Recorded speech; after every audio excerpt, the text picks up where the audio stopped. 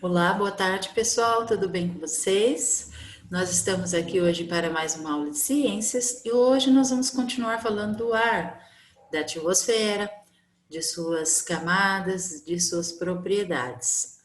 O ar tem diversas características e propriedades e é importante conhecê-las e estudá-las, pois elas afetam a vida e as atividades humanas. Vamos conhecer algumas delas. Primeiro, o ar é incolor, o ar é inodoro e o ar é insípido. Você já deve ter ouvido falar dessas características quando a gente estuda a água, né? Que a água é inodora, a água é insípida, não tem cheiro, não tem cor, não tem sabor. A mesma coisa acontece com o ar. Essas características do ar são as mais notáveis. Não vemos o ar que nos rodeia, que nos cerca, ele é incolor. Não sentimos o cheiro do ar que inspiramos, ele é inodoro. E não sentimos o seu sabor, ele é insípido. Caso alguma dessas características esteja diferente, como percepção de cor, de aroma ou sabor, é porque existem outras partículas em suspensão. Então, principalmente nesse tempo seco, né, a gente vê o céu meio embaçado, meio marrom, ou então meio escuro por causa de fumaça. Então, aí o que acontece? O ar, além dos seus gases, ele está sendo acomodado aí, atacado por outras partículas de poeira, de fuligem e outros tipos aí de fumaça, ok? O ar tem massa e tem volume. O que é a massa? É a quantidade de matéria que um corpo tem. Então, o ar ele tem massa. Se eu utilizar uma balança, eu consigo medir a quantidade dessa massa, tá? Igual nós fizemos na aula hoje de manhã. Então, se eu vou medir a massa de uma bexiga vazia, eu tenho lá um valor, né? 1,5 grama, por exemplo. Se eu coloco uma bexiga um pouco mais cheia na mesma balança, eu tenho ali 1,9 gramas, 2 gramas. Então, mudou, aumentou. Isso significa que apesar de não ver, não sentir o cheiro, o ar ocupa um determinado espaço, esse é volume, e tem uma quantidade de massa. Apesar de ser muito sutil e de não o percebermos sob o nosso corpo, o ar tem massa e volume. Podemos comprovar essas duas propriedades com uma demonstração simples, enchendo uma bexiga de borracha. Ao soprarmos o ar no interior de uma bexiga, é possível perceber que o volume dela se altera. O material do qual a bexiga é feita permite essa expansão que corresponde ao volume ocupado pelo ar assoprado. O ar ocupa o espaço do ambiente que o contém. Já ao utilizar uma balança feita com uma régua, como demonstrado no esquema ao lado, podemos comparar a diferença entre a massa de uma bexiga cheia e a massa de uma bexiga vazia, que corresponde à massa do ar que está no interior da bexiga cheia. Então, aí vocês têm uma demonstração muito simples, né? Uma balança caseira feita com uma régua, 3 fiozinhos aí, 3 linhas penduradas. Numa você vai segurar, você vai amarrar bem no meio, você vai ser aí o equilíbrio, né, da balança. Numa ponta você vai pôr uma bexiga cheia com ar e na outra vazia. Vai segurar no fio do meio e onde tiver mais massa, ela vai inclinar. Então, o ar não tem cor, o ar não tem cheiro, o ar não tem sabor, o ar tem massa, que são os gases existentes nele, e o ar tem volume, ou seja, ele ocupa um determinado espaço. A bexiga também é um bom exemplo para provar que o ar tem volume, porque a bexiga vazia cabe em muitos recipientes, cabe em muitos lugares, a bexiga cheia já não, tá? O ar tem pressão atmosférica. O ar tem pressão, chamada de atmosférica. Por ter massa e volume, ou seja, por ter uma quantidade de matéria e ocupar um espaço na atmosfera, o ar que constitui a atmosfera sofre o efeito da força de atração da gravidade. Isso faz com que a atmosfera exerça pressão sobre a superfície da Terra e tudo que está sobre ela, até mesmo sobre nós. Dependendo da região da superfície que se encontra, a atmosfera pode ter maior ou menor pressão. Quanto maior a espessura da atmosfera, maior a pressão exercida por ela sobre os corpos da superfície terrestre. Assim, a pressão atmosférica ao nível do mar é maior do que no topo de uma montanha. Por quê? Porque no nível do mar estou no nível zero. Não tem mais para onde descer ali. Então, eu tenho uma quantidade de atmosfera maior quando eu estou na praia do que quando eu estou na montanha. Igual mostra o desenho da página seguinte, olha aí. É possível medir a pressão atmosférica com um instrumento de medida chamado barômetro. Então, olha só, tamanho da coluna de ar de quem está na praia e o tamanho da coluna de ar de quem está numa montanha. Então, onde eu estou, que a coluna de ar é maior, é onde a pressão do ar também é maior.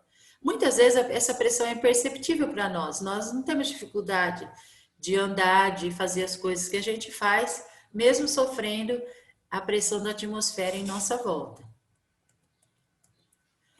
O experimento de Torricelli. Durante o século XVII, diversos estudiosos tentaram compreender o vácuo. O vácuo é um espaço no qual não existe nenhuma matéria, nem mesmo o ar. Esses estudos permitiram entender os efeitos da pressão atmosférica. O cientista Evangelista Torricelli realizou um experimento que se tornou clássico no estudo do vácuo. Ele encheu um tubo de vidro de 1 metro de comprimento com mercúrio. Esse mercúrio é um metal na forma líquida. É o mesmo usado na fabricação dos termômetros antigos, sem ser os termômetros digitais. Tapando com o polegar. Em seguida, virou o tubo ao contrário, mantendo a abertura voltada para baixo e apoiando-o em um recipiente cheio de mercúrio. E retirou o dedo da abertura. Ao fazer isso, no nível do mar e a 0 graus, o nível de mercúrio baixou e estabilizou-se em 70 centímetros, ou 760 milímetros de altura, criando um vácuo na região superior do vidro. Então, aqui ficou vazio, sem ar, sem nada. E o tubo de mercúrio sofreu a ação da pressão atmosférica. E o mercúrio entrou pelo tubo até atingir uma certa altura. A explicação para o mercúrio não ter escorrido totalmente pelo tubo de vidro virado para baixo, por que não saiu todo esse mercúrio aqui do vidro? Foi a de que a pressão exercida pela atmosfera no mercúrio do recipiente, que essas duas flechinhas azul aqui, ó, pressão do ar, cria um equilíbrio com a força de saída do mercúrio do tubo. Assim, convencionou-se que ao nível do mar, a pressão atmosférica sobre os corpos é de 760 milímetros de mercúrio. Então, ou seja, o mercúrio que está aqui, ó, o ar não deixa esse mercúrio subir mais. Certo? Então, a pressão do ar aqui é que está impedindo todo o mercúrio de descer do tubo. Viu? Parece que não, mas ele tem uma forcinha caprichada. Certo? A pressão atmosférica é importante para que o voo de aeronave seja possível. O estudo do voo das aves e o formato de suas asas pelo cientista suíço Daniel Bernoulli, no século XVIII, permitiu a compreensão de como o ar sustenta um corpo mais denso. Somente no século XIX foram inventadas as primeiras máquinas voadoras tripuladas, após muitas tentativas de invenções que não funcionaram, mas que permitiram aprendizado sobre os requisitos necessários ao voo. Para iniciar o voo, é necessária uma força que tire o corpo do solo.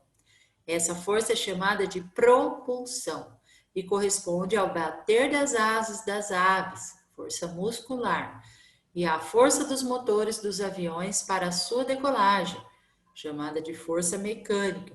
Em seguida, é necessário que o corpo tenha sustentação para se manter no ar, que está relacionado ao tamanho e formato das asas. Por fim, é fundamental que o corpo tenha dirigibilidade, ou seja, que possa realizar manobras no ar direcionando o sentido do voo.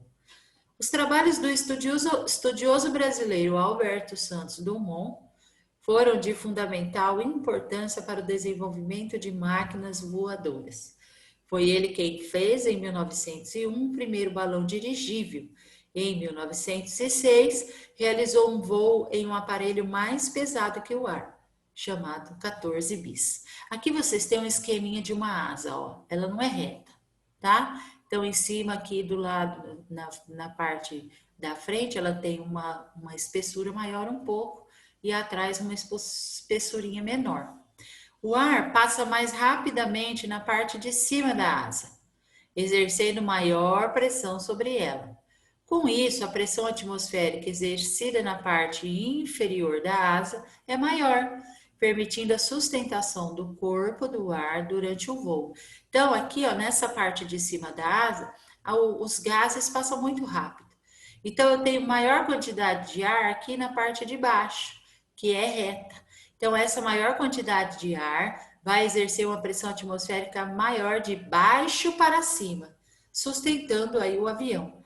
É por isso que as asas têm esse formato, para diminuir a intensidade da pressão atmosférica, fazendo com que fique maior embaixo e menor em cima. O brasileiro Alberto Santos Dumont, em 1901, construiu e pilotou o primeiro balão dirigível, contornando a Torre Eiffel em Paris. Em 1906, decolou a partir do solo e realizou um voo no campo de Bagatelle, em Paris, no 14 bis. Há uma controvérsia histórica a respeito do primeiro voo exibido publicamente, já que os irmãos americanos Wright receberam esse reconhecimento. No entanto, isso não tira o mérito dos trabalhos desenvolvidos por Santos Dumont, que foi um dos pioneiros da aviação. Outras propriedades, então, que permitiu o voo também foi o estudo da pressão atmosférica. Graças ao conhecimento da pressão atmosférica, o homem pôde aprimorar o formato da asa para permitir que a pressão atmosférica fique de baixo para cima, ajudando aí na sustentação do voo. Compressibilidade e expansibilidade. A primeira palavra vem de comprimir, a segunda de expandir. Em comparação com os estados líquidos e sólidos, as moléculas no estado gasoso encontram-se mais afastadas entre si, movimentando-se mais livremente. Esse distanciamento permite que os gases sejam comprimidos. Ao enchermos uma bola usando uma bomba, notamos que o ar toma a forma da bola, que quanto maior a quantidade de ar injetado, mais firme a bola fica. Isso porque ocorre uma quantidade maior de moléculas. Isso ocorre porque uma quantidade maior de moléculas está contida em um mesmo volume, aumentando a chance de colisão entre elas e aumentando a pressão que o ar exerce sobre as paredes internas da bola. Ao esvaziarmos a bola, sentimos que a pressão interna diminui. Da mesma forma que os gases podem ser comprimidos, eles podem ser expandidos. Se a bola contendo os gases estourar em uma sala, as moléculas de ar que estavam comprimidas vão se expandir por todo o ambiente, ocupando um volume muito maior do que o inicial. A temperatura também influencia na movimentação das moléculas. Quanto maior a temperatura, maior a agitação das moléculas, que por isso tendem a ocupar um volume maior. Quanto menor a temperatura, menor o grau de agitação das moléculas e menor o volume ocupado por elas.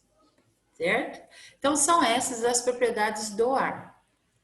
O ar é insípido, não tem sabor, não tem cor, incolor e não tem cheiro, inodoro.